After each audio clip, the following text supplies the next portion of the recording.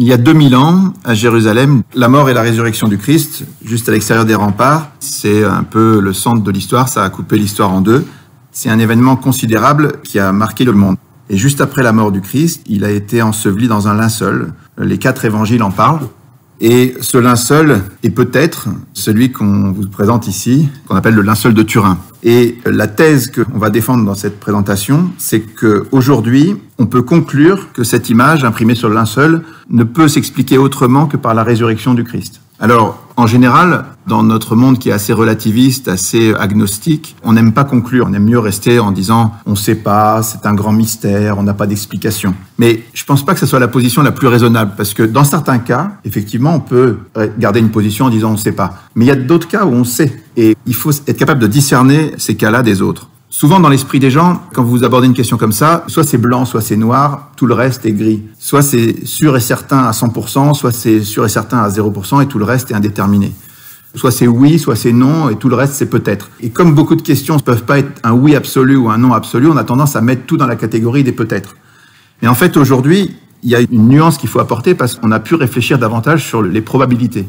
On sait estimer des choses qui sont infiniment improbables ou infiniment probables. Et vous savez que quand on commence à manipuler les puissances de 10, il n'y a aucune grandeur dans l'univers physique qui dépasse 10 puissance 100. Donc quand on atteint des 10 puissances énormes à cause des probabilités, on peut dire que c'est quasiment zéro. On peut affirmer qu'on est dans une probabilité nulle. Donc je pense que dans le cas du linceul, on va se rapprocher de ces choses-là. Le mot des probabilités, on l'utilisera souvent. On utilisera aussi le mot souvent de singularité pour montrer à quel point ce linge est unique et singulier.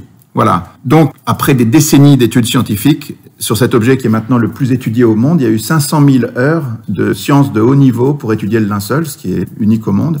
En fait, ce linceul pose une question. Est-ce que Dieu a voulu nous laisser une preuve matérielle qui témoigne de la réalité de la passion et de la résurrection du Christ? Un objet matériel qu'on ne peut pas expliquer autrement que par la réalité de la passion et de la résurrection du Christ. Alors, quand on pose la question ainsi, en général, les réactions sont irrationnelles. Il y a des gens qui vous disent « c'est pas possible, Dieu peut pas faire ça, notre liberté en souffrirait, la foi c'est pas ça, la foi il faut croire et se jeter dans le vide ». Alors, je crois que sur tout ça, on a une deuxième rectification à apporter, c'est que la foi catholique, on se trompe souvent sur ce que c'est.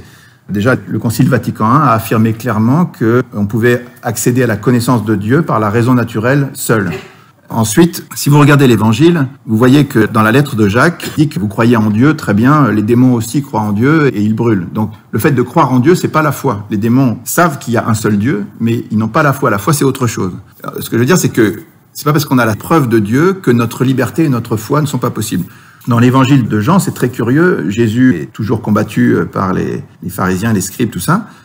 Mais quand il ressuscite Lazare, c'est un homme qui est mort depuis 3 jours, qui commence à pourrir et tout ça, et Jésus le ressuscite, donc c'est une preuve matérielle absolue qui est donnée, c'est une vraie preuve. Et ce jour-là, les Juifs décident de le tuer.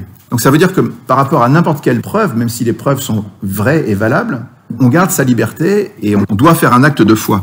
Par exemple, quand Jésus, après la résurrection, apparaît à ses disciples, Thomas n'est pas là, il vient 8 jours après, et il dit « je veux mettre la main dans son côté, je veux le toucher » et tout ça. Donc il le fait, le Christ lui accorde, et à la fin, Jésus lui dit « cesse d'être incrédule, sois croyant ». Alors, en face d'une preuve pareille, enfin, il y a plus, là, c'est la preuve totale, quand on touche le Christ ressuscité après qu'il soit mort, on pourrait se dire, la foi n'existe plus. Non, c'est pas ça. Le Christ demande à Thomas d'être croyant quand même. Ça veut dire que la foi, c'est pas la connaissance. La foi, c'est une adhésion de notre liberté. On peut la refuser même en face de preuves qui sont des véritables preuves, comme Thomas ou comme Lazare. Le linceul fait partie de ces preuves qui sont devant nous et qu'on peut refuser, mais qui ont quand même un caractère de preuve. Si vous êtes Sherlock Holmes ou si vous êtes Colombo, entre 2 thèses, vous allez essayer de mener une enquête en regardant ce qui marche et ce qui marche pas. Donc, cette enquête, avant 1988, toutes les conclusions de toutes les études scientifiques réalisées dans tous les domaines convergeaient en faveur de l'authenticité du linceul. Et puis, en 1988, il y a le test au carbone 14 qui a conclu différemment en disant que c'était un linge du Moyen-Âge. Il y a une datation, on peut la contester de pas mal de manières, mais en tout cas, ça aboutissait à cette conclusion. Donc aujourd'hui, en fait, vous avez 2 thèses. Il y a une première thèse qui est que c'est bien le linceul du Christ, c'est-à-dire que selon cette thèse, on voit la vraie passion du Christ sur ce linge, il y a le flash de la résurrection à imprimer l'image, les chrétiens conservent cette relique de manière très forte, très précieuse depuis l'origine, et le mystère du linceul est dévoilé aujourd'hui, ce qui n'est pas du tout illogique, parce qu'on est dans un moment où la foi est complètement attaquée de manière assez spéciale, donc qu'il y ait des secours un peu spéciaux qui soient donnés au peuple de Dieu, c'est pas étonnant. Le linceul a commencé vraiment une nouvelle vie avec la photographie qui a été faite fin du 19e siècle. Donc cette thèse est assez logique en elle-même. Il y a une deuxième thèse qui est que c'est l'œuvre d'un faussaire ou que ça s'est fait tout seul vers le Moyen-Âge, qui a donc eu une imitation des éléments de la Passion, que l'image a été produite par un procédé qu'on ignore encore aujourd'hui. On a fait passer ce linge pour une relique à partir de 1453 ou un peu avant. Et la science arrivera un jour à expliquer tout cela. Cette thèse a aussi une certaine logique, mais il va falloir qu'on tranche entre les deux. Donc, pour mener l'enquête, on va parcourir un peu l'histoire du linceul d'abord, ensuite les études scientifiques, leurs conclusions, et puis la correspondance étonnante de ce linge avec tous les détails de la Passion. Et on va le faire pour pas s'éparpiller, parce que on pourrait parler pendant 107 ans de ce linge, de toutes les études qui ont été faites, il y a des livres entiers. On va essayer pour pouvoir conclure, de s'attacher à 5 points particuliers, 5 points clés qu'on va regarder spécialement, et on va se demander sur chaque point, est-ce que ce point n'est pas décisif? Le premier point, en regardant l'histoire du linceul, c'est le codex de prêt. Alors, la thèse, c'est que l'histoire prouve que ce linceul existait manifestement bien avant l'an 944. Pourquoi est-ce qu'on parle de l'an 944? Parce qu'on va voir dans l'histoire que c'est le moment où le linceul est arrivé à Constantinople, et à partir de là, il est évoqué très précisément dans un livre qu'on appelle le Codex de prêt, qui est le premier texte en hongrois, qui est conservé à la bibliothèque de Budapest. Et ce document a l'avantage d'être historiquement incontestable, c'est-à-dire qu'on peut le dater très précisément entre 1192 et 1195. Et ce texte, on verra pour quelle raison, on ne peut pas nier que l'image qui est reproduite dans ce codex parle du linceul de Turin. Alors, si on reprend le fil de l'histoire un tout petit peu, Jésus est mort en l'an 30, il a été mis dans un linceul, et vous savez que la Vierge Marie, c'est l'image de l'Église, elle a le cœur qui vibre de la même manière que le cœur de l'Église, et donc, comme l'Église est attachée aux reliques et aux lieux saints, la Vierge l'était aussi, donc les premiers disciples vont recueillir évidemment les précieuses reliques du Christ. On peut lister par exemple la couronne d'épines, la lance, le calice, les clous, l'éponge, le suaire d'Oviedo, éventuellement la tunique d'Argenteuil, vous avez peut-être entendu parler de tout ça, et un jour on retrouvera aussi avec Sainte Hélène la croix du Christ. Tout ça, ce sont les reliques du Christ. Les premiers chrétiens les recueillent, évidemment, mais pendant toute une première période, entre l'an 30 et l'année 544, on va dire, c'est une période de persécution, c'est-à-dire que les chrétiens sont pourchassés dans tous les coins du monde. Et il y a des martyrs, c'est très dur d'être chrétien, et donc, évidemment, les reliques sont cachées. Donc, c'est assez logique, on n'a pas de trace historique du linceul, qui a probablement été caché, et c'est vrai que quand on regarde le linceul, si vous regardez là, vous voyez sur les côtés, il y a des traces de marques d'eau. Et il y a des gens qui ont remarqué que si on plie le linceul sur lui-même, qu'on le met dans un vase et qu'on imagine qu'il y a un peu d'eau qui se met au fond, et ben on peut arriver à des taches comme ça. Donc c'est une thèse qui est assez valable, qu'à un moment, le linceul a été plié et caché dans un endroit humide. Ensuite, l'année clé, l'année étonnante, c'est 544. Qu'est-ce qui se passe en 544? Tout d'un coup, il y a cette nouvelle qui est historique, qu'à Édesse, au nord de la Mésopotamie, une image miraculeuse, non faite de main d'homme, a repoussé les ennemis perses. Alors, qu'est-ce que c'est que ce royaume d'Édesse? En fait, Édesse est le premier royaume qui est devenu chrétien à la fin du IIe siècle. Les chrétiens étaient persécutés dans tous les coins du monde. Il y a un royaume qui devient chrétien. Et comme par hasard, c'est assez logique, les reliques les plus importantes de la chrétienté vont trouver refuge en ce lieu. Et au moment où Édesse est attaquée, on sort un linge et les ennemis sont en déroute. Cette histoire est rapportée un peu partout. Donc on est à peu près sûr qu'il y a eu un événement étonnant autour d'un linge comme ça à Édesse en 544. Tous les témoignages disent qu'à Édesse, on parlait du visage du Christ. Alors, on a pu, avec les travaux de Aldo Guerreschi, remarquer qu'il y avait des marques de pliage sur le linceul. Il a été plié en 8. On peut imaginer qu'il a été gardé comme ça et qu'on voyait que la partie du visage, et donc on disait que c'était le visage du Christ. Alors, qu'est-ce qui se passe en 544? C'est une date pivot pour la représentation du Christ, parce que auparavant, avant 544, le Christ était toujours représenté comme un jeune homme imberbe, un berger avec des cheveux bouclés. On voit ça dans les catacombes, on voit ça à Rome, à Ravenne, à Milan. Et c'est les représentations qu'on avait classiquement avant 544. Et tout d'un coup, après 544, le visage du Christ change. Il prend un aspect plus allongé, une barbe hébraïque, le nez allongé hébreu. On le retrouve dans la magnifique image du monastère de Sainte-Catherine au Mont Sinaï. On le retrouve aussi sur des monnaies. À chaque fois que le linceul apparaît dans l'histoire d'une manière ou d'une autre, il y a des monnaies anormales, parce que normalement, des monnaies n'ont pas le visage du Christ, c'est très rare, mais on s'aperçoit qu'à chaque fois que le linceul sort dans l'histoire, il y a des monnaies attachées à ce visage. Voilà, dans tous les coins du monde, à la basilique Sainte-Sophie de Constantinople, on représente le Christ sur un modèle qui est le même que celui que vous avez dans l'église où on a dit la messe à l'instant, le modèle que tout le monde connaît. Alors, après cette date charnière, en 650, les musulmans arrivent à conquérir Édesse, Et le linge est caché, mais on sait qu'il reste vénéré, il y a des témoignages là-dessus. Et en fait, c'était une certaine providence que le linge soit caché à nouveau dans un contexte musulman, parce que entre 730 et 787, il y aura ce qu'on appelle la querelle iconoclaste, c'est-à-dire que dans l'Empire byzantin, on va se mettre à détruire toutes les images parce qu'on considère que ça ne respecte pas les commandements de l'Ancien Testament, mais il y a toute une querelle là-dessus. Finalement, elle est tranchée par un concile qui dit non, maintenant que le Christ s'est fait homme, il a pris un visage et donc on peut représenter le Christ. Mais si jamais le linceul avait été gardé dans un contexte chrétien, il aurait été détruit. Il y a eu une quantité phénoménale d'images qui ont été détruites à ce moment-là par ceux qui avaient le pouvoir et qui étaient iconoclastes. Donc, par chance, il était caché dans le contexte musulman et il a été conservé. Après ça, l'Empire byzantin, après avoir détruit les icônes, il devient iconolâtre. C'est-à-dire que tout d'un coup, toutes les icônes deviennent extrêmement recherchées et on entend parler de cette icône d'Édesse qui est extraordinaire. Et donc, il y a une expédition spéciale qui est menée par l'Empire byzantin en 943 pour faire une percée dans l'Empire musulman et aller assiéger la ville d'Édesse, tout spécialement. Ça, c'est historique, on le sait de manière certaine. Et finalement, ils s'arrêtent devant la ville d'Édesse et au lieu de faire la guerre et d'attaquer la ville, ils vont négocier pour qu'on leur remette la précieuse relique en échange de 12 000 pièces d'or et de tous les prisonniers qu'ils avaient, c'est-à-dire 200 prisonniers qui sont remis en échange de la relique. Cette relique est ensuite amenée à Constantinople. L'empereur de Byzance la reçoit dans une procession triomphale. On a des dizaines de témoignages là-dessus. Ça se passe le 15 août 944.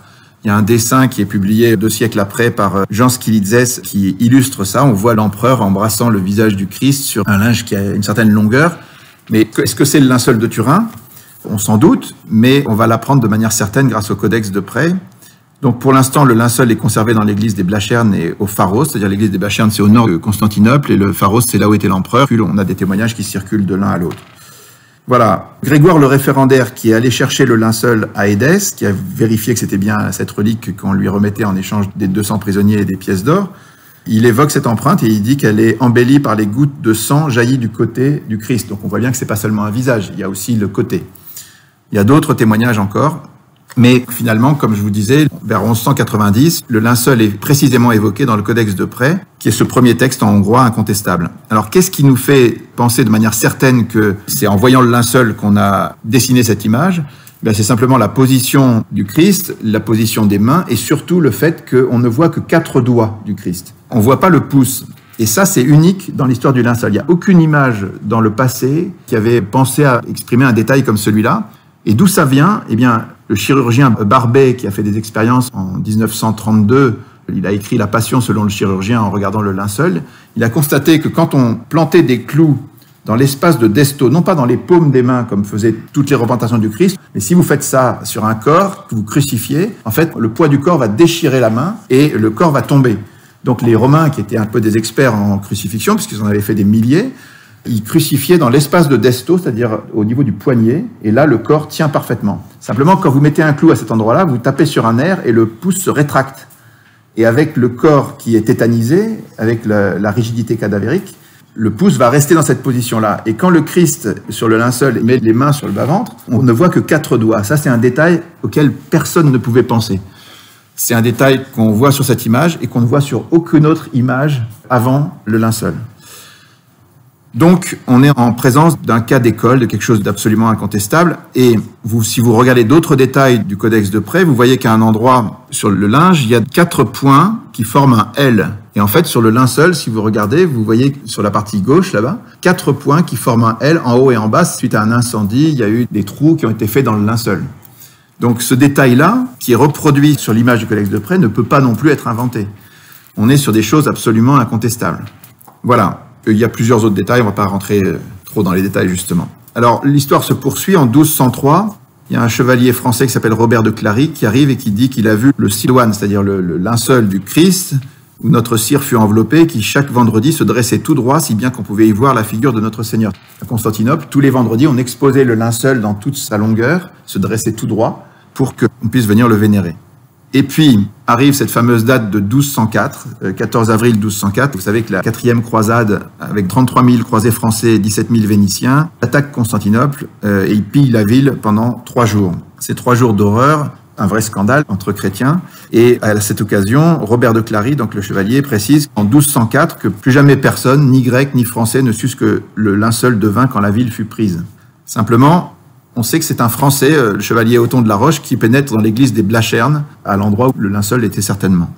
Et puis, un an après, en 1205, le prince byzantin Comène proteste auprès du pape Innocent III et il lui écrit une lettre contre les exactions des croisés en demandant la restitution du linceul. Voilà ce qu'il écrit. « L'an dernier, au mois d'avril, détourné d'une prétendue libération de la Terre Sainte, l'armée croisée est venue dévaster Constantinople.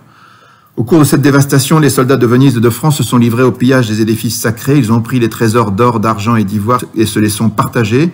Aux Vénitiens, les reliques des saints, aux Français, ce qu'il y avait de plus sacré parmi ces dernières, le linceul où fut enveloppé après sa mort et avant sa résurrection notre Seigneur Jésus-Christ. » C'est une lettre officielle du prince Comène et il précise un peu plus loin « Le vol de si nombreuses choses sacrées va contre le droit des hommes et les lois de Dieu. Nous savons que ces choses sacrées sont conservées à Venise, en France et autres pays des pillards, le sacré linceul étant à Athènes. » Et puis, on s'aperçoit que la même année, en 1205, c'est le chevalier franc-comtois Othon de la Roche qui devient duc d'Athènes avec les Champenois, les Bourguignons et les Francs-Comtois. Des Français donc qui règnent pendant un peu plus d'un siècle à Athènes et qui vont en être chassés par des Catalans. Et donc, après cet épisode où on sait que le linceul est passé par Athènes, on retrouve justement en France, en 1357, la première exposition en France du linceul à Lirey en Champagne. Et à l'issue de cette exposition, le linge est récupéré à partir de 453 par la Maison de Savoie, qui le garde jusqu'en 1983 et qui le cède au Vatican. Voilà, donc on connaît très très bien l'histoire qui s'est passée en France, mais on connaît aussi très très bien toute l'histoire avant. Et on revient sur ce point, le Codex de Près témoigne de manière incontestable qu'il s'agissait bien du linceul, et on peut le retracer donc jusqu'à Édesse.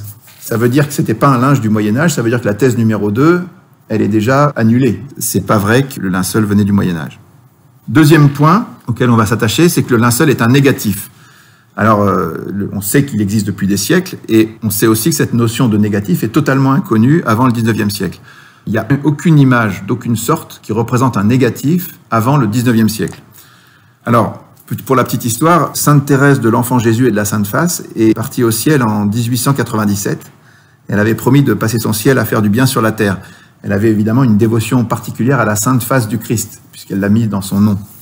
Et juste un an après, c'est la grande ostension du linceul en 1898, donc c'est une année où l'Église décide de faire une ostension solennelle, dans un contexte anticlérical assez fort, fin du 19e, donc tous les renants, enfin tous les contestataires de la foi et le miracle étaient considérés comme quelque chose d'impossible.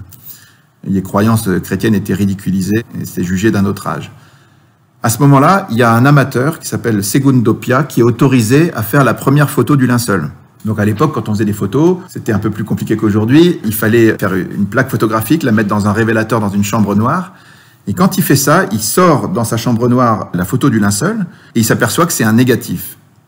Alors ça, sur le moment, la surprise a été totale. C'est-à-dire que ce qui est représenté en général en sombre était en clair et ce qui est représenté en clair est en sombre et avec les nuances. Vous voyez, un négatif photographique, vous savez plus ce que c'est parce que vous prenez des photos maintenant avec des appareils numériques.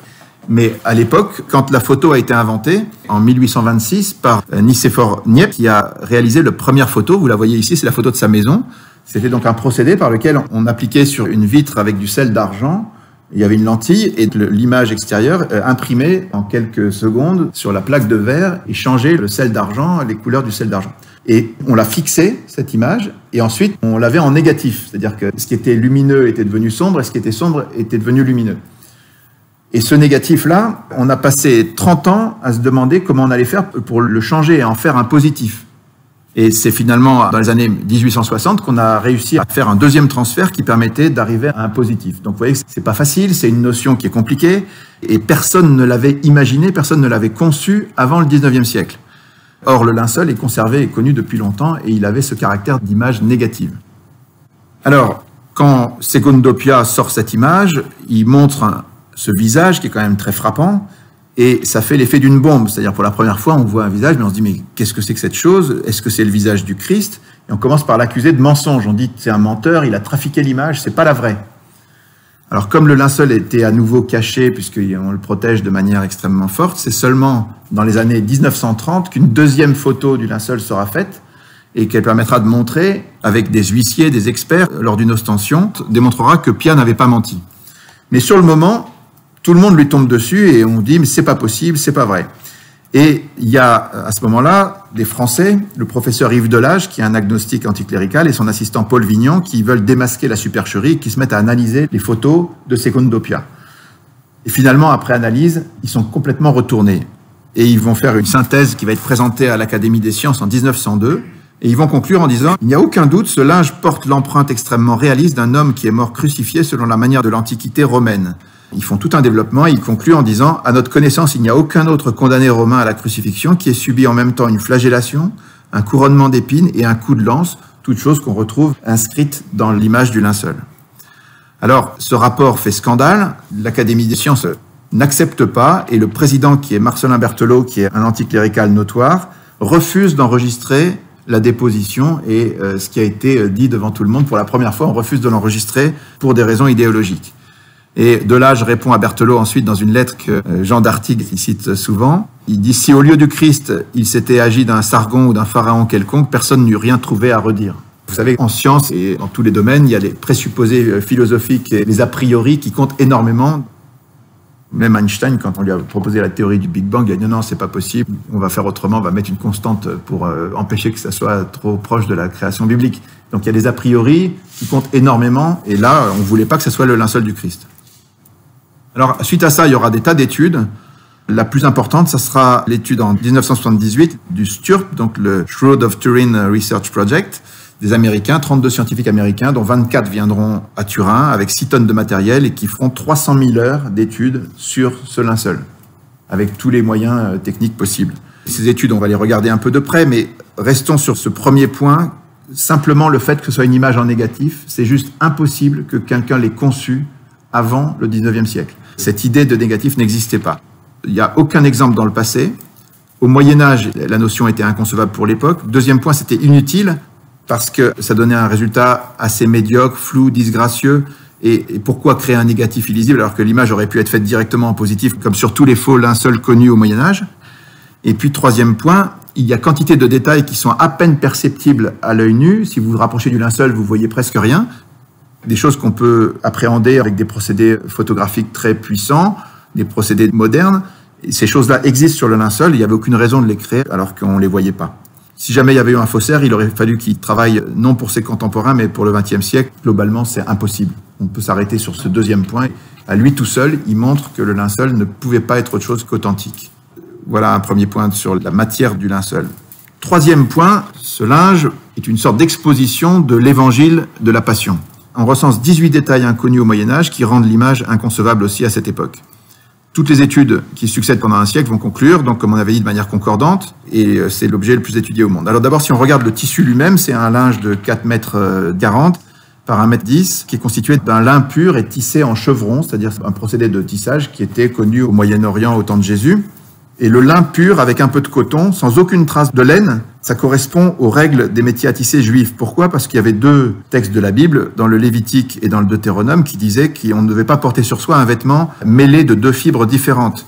Donc il fallait bien séparer la laine et le lin. Les métiers à tisser juifs avaient cette particularité, alors que dans tous les autres cas, il y avait toujours des petits bouts qui traînaient, on aurait trouvé un peu de lin ou un peu de coton. Chez les juifs, les choses étaient totalement séparées. Donc dans le linceul, on ne trouve pas de laine. C'est un deuxième point intéressant. Troisième point qui plaide pour l'authenticité, la nudité complète du corps. Jusqu'au Moyen-Âge, même quand on parle du linceul, on le rhabille. Donc que le corps soit entièrement nu, c'était pas du tout dans les mœurs. Il y a des gravures du linceul où on représente le linceul avec habillé pour éviter le nu. Donc ce point-là est intéressant aussi. Quatrième point très frappant, l'homme qui est sur le linceul a été violemment flagellé. On voit 120 traces de coups avec ce qu'on appelle le flagrum romain. Ce sont des petites haltères avec une double bille qui sont caractéristiques des fouets romains. Et si vous regardez bien dans le détail du dos du Christ sur le linceul, à chaque fois vous avez des petits couples comme ça qui correspondent à ces petites haltères avec lesquelles on l'a fouetté. Ça, c'était aussi très très dur à inventer pour des gens qui vivraient au Moyen-Âge. Et on voit bien qu'il a été fouetté par un frappeur à gauche et un frappeur à droite. En double éventail, comme on dit, il était pendu comme ça, comme on le voit sur cette image. Et les 2 frappaient de chaque côté, les coups se sont distribués comme s'il y avait vraiment 2 frappeurs. Donc ça, c'est des choses aussi très difficiles à inventer. 5e point, sur la tête, on voit de multiples traces de saignement causées par des épines qui ont percé le cuir chevelu. Alors, Jean d'Artigues insiste en disant, si on refait le fil de l'histoire, c'est évident. Sur le moment, quand les soldats ont improvisé la couronne d'épines du Christ, ils ont pris le premier buisson à côté, ils sont un peu piqué les mains, mais ils ont fait une sorte de couronne et ils ont cerclé ça avec quelque chose. Donc la couronne du Christ que Saint Louis a acheté si cher pour la garder à Paris, dans la Sainte-Chapelle, en fait, c'est surtout la partie qui entourait les épines. Voilà, donc cette logique qu'on déduit des évangiles, on la retrouve sur le linceul de Turin avec une couronne d'épines qui a percé le cuir chevelu du Christ, en bonnet et non pas de manière circulaire. Ensuite, il y a le coup de lance. Cet homme a reçu, après sa mort, on peut le prouver, un coup de lance sur le côté qui a percé le péricarde. Il y a eu des écoulements de sang qu'on peut voir sur le linceul. Et il y a eu aussi du sérum parce qu'on a fait de la spectrographie, c'est-à-dire qu'on a envoyé une lumière sur le linceul et on s'est aperçu avec la lumière qui a été réfléchie qu'il y avait des traces de sérum humain sur cette partie du Christ. Donc quand l'évangile dit que va sortir du sang et de l'eau, on est pile dedans. C'est un détail aussi qu'on aurait vraiment du mal à inventer au Moyen-Âge. Au niveau du visage, on voit des coups violents, on voit le cartilage nasal qui a été dévié, des tuméfactions sur le nez et sur la joue, quelqu'un qui a subi des coups.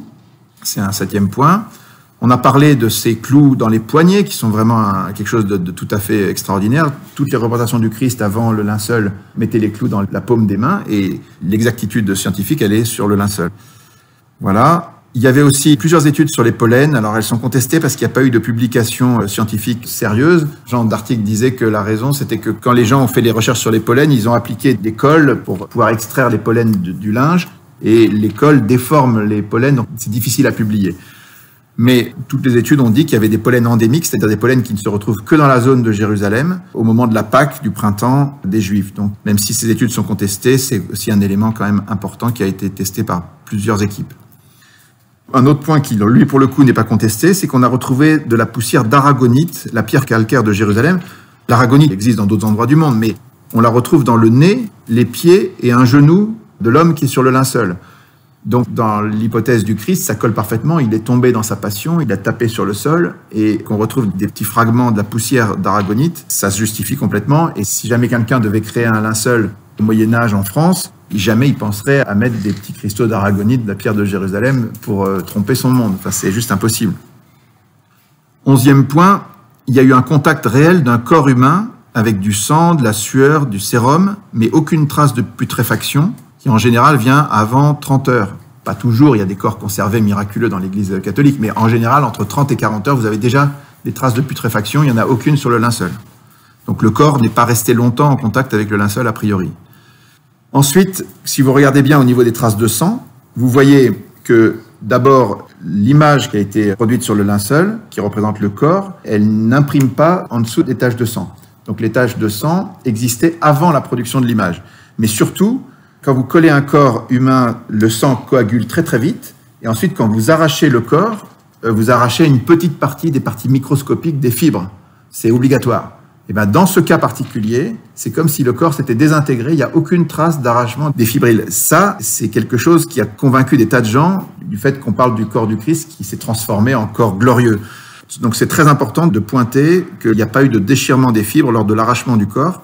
Et puis le sang qu'on trouve sur le linceul, il est d'un groupe très rare, d'un groupe AB, qui est le même sang qu'on retrouve sur le suaire d'Oviedo et sur la tunique d'Argenteuil. Donc tout ça colle parfaitement. Dernier point très frappant, il y a un témoignage qu'il faut voir de Barry Schwartz, qui est un photographe juif qui a participé aux travaux du Sturp en 78. C'est un juif qui a suivi l'étude du linceul avec toute l'équipe et qui était passionné par tout ça. Mais il avait un point qui le gênait un peu, c'était que le sang sur le linceul était rouge. Et il dit, mais c'est pas possible, le sang, au bout de quelques heures, et en quelques années encore plus, il devient noir. Et finalement, un jour, on lui a appris que quand un corps est soumis à un stress intense pendant plusieurs heures, il émet de la bilirubine. La bilirubine qui est générée par le corps va fixer le sang dans le rouge. Et quand il a appris ça, donc si on parle du Christ, il a subi toute l'agonie, il a un stress terrible pendant toute la passion, son corps a été traumatisé et cette sécrétion de bilirubine justifie que le sang devait rester rouge. Donc là aussi, quelque chose de tout à fait frappant. L'homme avec qui j'avais travaillé à Los Alamos m'a rappelé et m'a dit « Barry, que sais-tu du linceul de Turin ?» J'ai ri et j'ai dit « Mais je suis juif !» Et il m'a dit « Moi aussi, il était juif aussi !» Il m'a expliqué qu'à ce moment-là, plusieurs scientifiques avaient pris une photo du linceul. Et il me dit qu'ils étaient tellement étonnés que cette image ait de telles caractéristiques qu'ils allaient rassembler une équipe de scientifiques pour voir s'ils pouvaient obtenir la permission d'aller à Turin et examiner le linceul pour essayer de comprendre comment cette image s'était formée.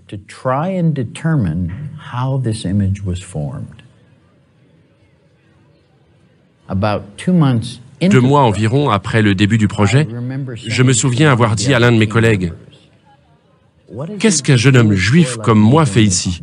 Et il a ri et il m'a dit, « As-tu oublié que l'homme du linceul est juif ?»« Non, je sais. » Et il m'a donné ce qui est peut-être le meilleur conseil que j'ai jamais eu de ma vie. « Barry, va à Turin et fais le meilleur travail que tu peux. Dieu ne nous explique pas son projet à l'avance, mais un jour, tu sauras. » C'était un conseil génial, et cela m'a fait rester dans l'équipe. J'allais démissionner.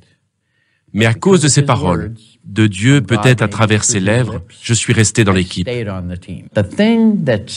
La chose qui m'a empêché d'accepter que le linceul est authentique durant des années, 18 ans, c'est que le sang sur le linceul est encore rouge. Le sang ancien doit être noir ou marron. Personne n'a pu expliquer pendant 18 ans pourquoi le sang sur le linceul est resté rouge. Et en 1995, dans une conversation téléphonique avec le docteur Adler, un chimiste juif qui a prouvé que le sang sur le linceul est vraiment du sang, nous étions en conversation au téléphone. Et là, il m'a dit quelque chose dont je n'avais jamais entendu parler. Quand quelqu'un est torturé sur une longue période de temps, 24 ou 36 heures, à peu près la durée pendant laquelle Jésus a été torturé, le corps entre en état de choc. Jésus n'a pas reçu d'eau, il a été flagellé. Donc il est entré en choc anaphylactique. Après quelque temps, dans ce genre de choc, les parois des cellules rouges du sang commencent à se décomposer. Et le foie répand dans le corps, dans le sang, une enzyme qui s'appelle la bilirubine. Et quand cela arrive, le sang reste rouge pour toujours. Et quand j'ai découvert cela, c'était la dernière pièce du puzzle. Et cela m'a donné la conviction que le linceul est authentique, parce que ça m'a donné une réponse scientifique et crédible à la dernière question que j'avais. Voilà, tous les détails de la Passion se retrouvent sur le linceul du Christ. Et puis, on arrive à un 4e point qui est absolument frappant. Essayer de comprendre comment cette image s'est imprimée, par quel rayonnement l'image s'est imprimée sur le linceul. Alors, on peut être sûr que l'image s'est pas imprimée par contact, parce que si vous mettez de la peinture sur un visage et que vous imprimez un linge et que vous enlevez ensuite le linge, vous verrez que le visage est déformé. Or, le visage du Christ, c'est un visage qui n'est pas déformé. C'est pas non plus par peinture, c'est une certitude pour plein de raisons. Il y a une absence totale de pigments, il n'y a pas de collagène. Et puis, on peut dire aussi que l'image qui est imprimée sur le linge, elle a été étudiée par les spécialistes. Le linge est très très fin, il fait 0,3 mm. Et la brûlure, enfin c'est pas vraiment une brûlure, on appelle ça une oxydation acide déshydratante. Cette oxydation acide déshydratante, elle ne concerne que les 40 premiers microns de la surface du linge. Il n'y a rien en dessous. Si vous le regardez de l'autre côté, vous voyez strictement rien. Donc, n'importe quelle peinture, n'importe quel colorant, n'importe quel objet qui aurait teinté le linge l'aurait transpercé. Sur 0,3 mm, vous êtes sûr. Là, on n'a absolument pas ça. Et quand on analyse de près de quoi il s'agit, cette sorte de brûlure du lin, elle est très superficielle et elle comporte une information de distance. L'image a des teintes dégradées. Cette dégradation des teintes donne une information de tridimensionnalité. En regardant si c'est plus ou moins dense, les brûlures des fibres, on va pouvoir reconstituer une image en 3D du linceul. Il y a Thierry Castetz qui a fait une image 3D que vous voyez sur la gauche, et puis Soons qui a fait un hologramme qui tourne et qui donne un aspect vivant au visage. Ça, on peut le faire simplement parce qu'il y a des parties plus brûlées que d'autres. Et donc, si on interprète cette brûlure en lui donnant une valeur de distance, on reconstitue le visage du Christ. Ça n'existe nulle part dans aucune image, d'aucune époque, et on est même incapable de le refaire aujourd'hui. Personne ne saurait refaire ce type de brûlure et ce type d'information sur une image aujourd'hui. Alors, la conclusion de tout ça, c'est que l'image a été produite par un rayonnement qui est extrêmement spécial. Si on veut essayer de comprendre quel type de rayonnement ça pouvait être, vous voyez cette image du Christ, le Christ est À l'horizontale, on peut imaginer qu'il est en apesanteur et que vous avez le linceul qui est parfaitement droit au-dessus et en dessous. Et à un moment, il y a un rayon qui va être vertical, c'est-à-dire orthogonal au linceul, qui va imprimer l'image. Parce que, attention, si vous faites un rayonnement, une lumière classique, vous imprimez rien du tout. Parce qu'une lumière classique, ça part dans toutes les directions. Donc, il n'y a pas d'image nette. Il faut que le rayonnement soit unidirectionnel. C'est un truc de fou. Si vous voulez que le corps s'imprime de cette manière-là sur le linceul, il faut que parte du corps un rayonnement d'autant plus puissant que la distance est courte. Vous voyez, le rayonnement qui crée l'effet de tridimensionnalité, mais aussi que ce rayonnement soit parfaitement orthogonal au linceul, qui doit être plat. Si le linceul était flottant un peu n'importe comment et que l'image part dans toutes les directions, vous auriez rien du tout. Vous auriez de la bouillie. Essayez d'imaginer la chose. On parle d'un rayonnement unidirectionnel, orthogonal au linceul, imprimé sur un tapis volant. Si vous raisonnez 2 minutes, il n'y a pas d'autre manière de concevoir la production de cette image. Franchement...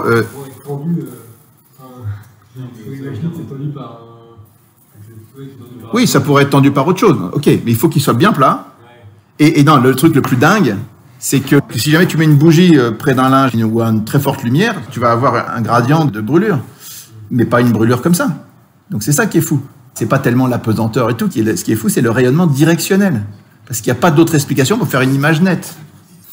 Voilà. Alors au milieu de tous ces éléments concordants qui viennent de différents domaines d'études, la datation au carbone 14 a posé une date différente en disant ça peut être entre 1238 et 1430. Voilà la conclusion de la science, entre guillemets. J'aime bien le point d'exclamation après. La science qui est censée être neutre, elle date le linge du Moyen-Âge, elle met un point d'exclamation. Bon. Mais si vous réfléchissez 2 secondes, il y a eu forcément un rayonnement sur le linceul.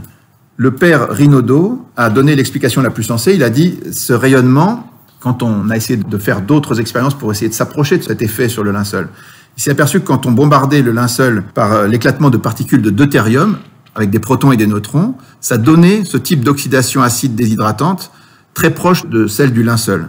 Et donc, voilà, on a un petit modèle du genre d'effet qu'on peut atteindre.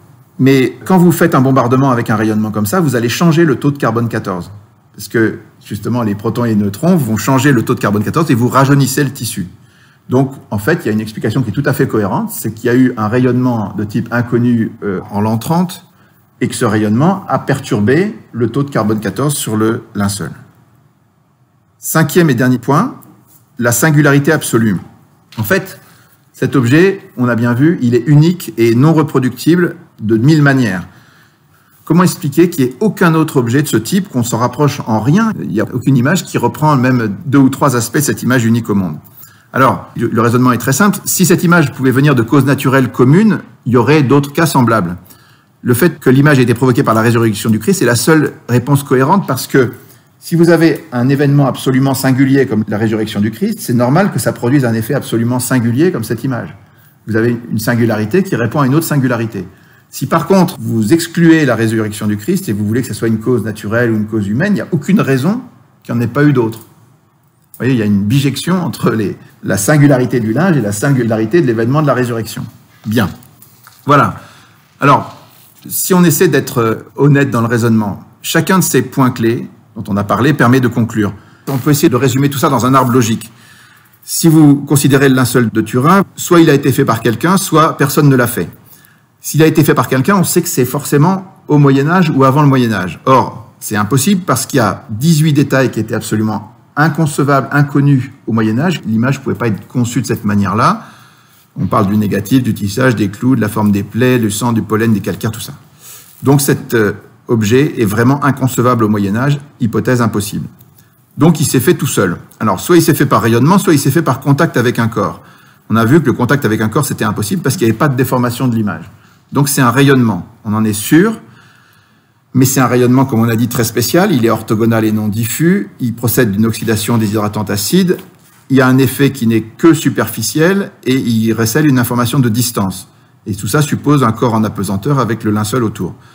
Tout ça, c'est strictement impossible à reproduire à ce jour. La science d'aujourd'hui, du XXIe siècle, ne saurait pas refaire une image comme ça.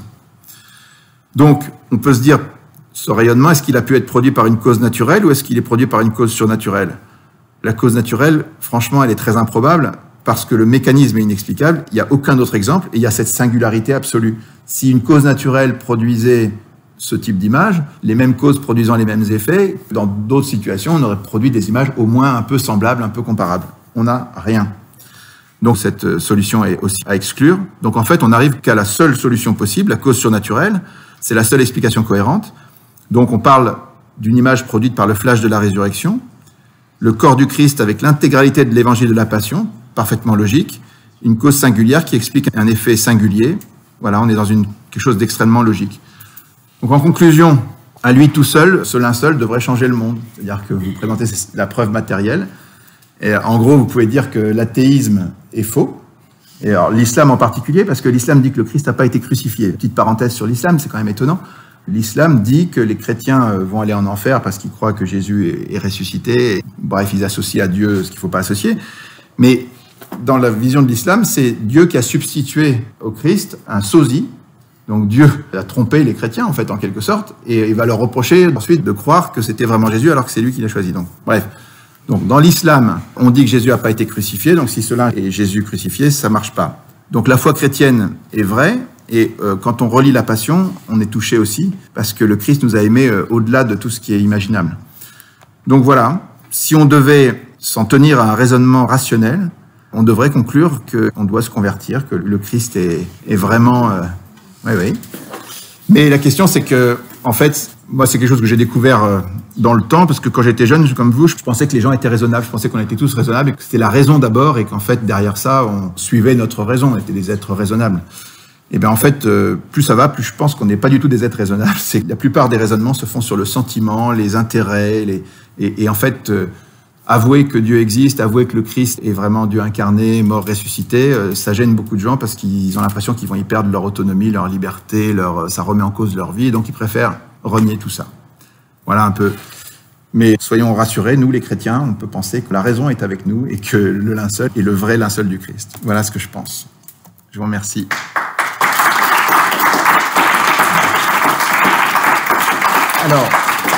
Alors, ce que je vous propose maintenant, c'est qu'il y ait quelques questions.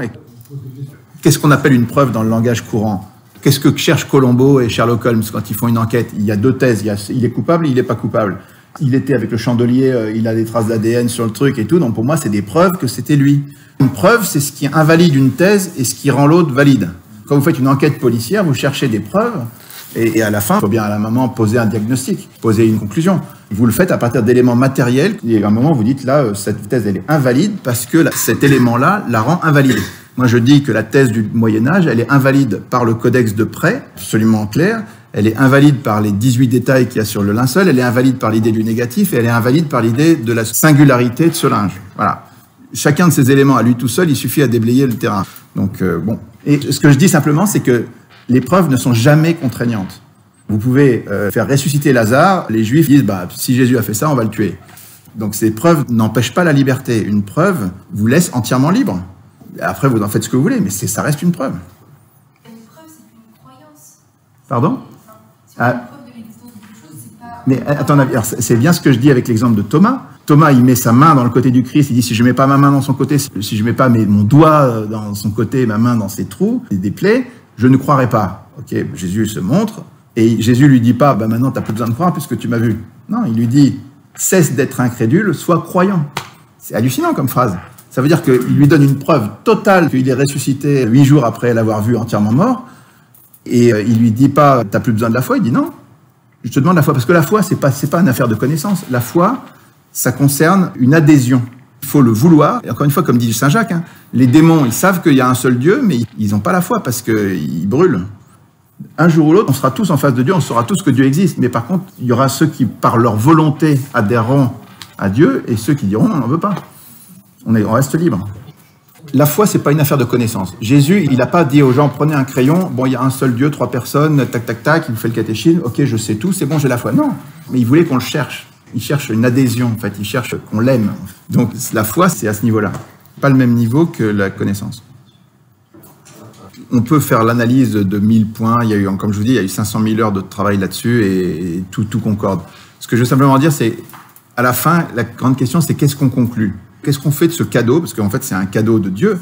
Qu'est-ce qu'on en fait? Est-ce qu'on conclut en disant, c'est très très mystérieux, on ne sait pas, on verra un jour et peut-être que, voilà, on dit rien? Est-ce que c'est ça la bonne attitude? Ou est-ce que, en face de cette accumulation de preuves ou de signes qu'on nous a donnés, est-ce qu'on dit, ben non, la probabilité que ce soit pas le linceul, elle est égale à 0 pointé, quoi. Et donc, on a un élément qui nous donne une preuve matérielle de la résurrection du Christ et de sa mort sur la croix, comme les évangiles en parlent.